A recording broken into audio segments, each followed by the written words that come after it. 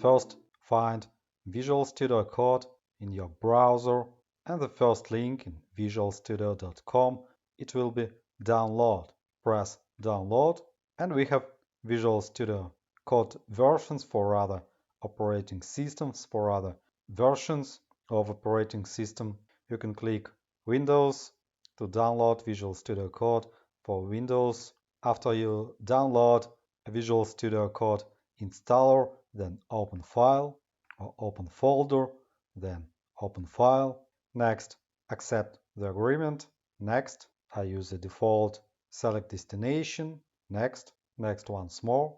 You can create a desktop icon and you can add Visual Studio Code to context menu, but it is not necessary. Click next, check the information and click install. Please wait, Visual Studio Code is installing. After that, click finish. Visual Studio Code have been installed. Let's increase the Visual Studio Code window. We can choose a theme, light theme or dark theme, contrast theme. I will use light high contrast theme to see it better for you. But for coding, I prefer use a dark theme. It's better for your eyes.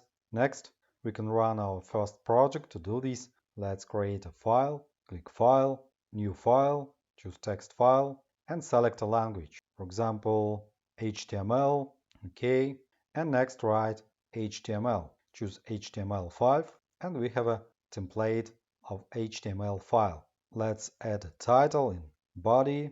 For example, subscribe to Codex Coder channel. Let's save our file, save as, create a folder, VS Code project. OK, open this folder, first project. It's the name of our file.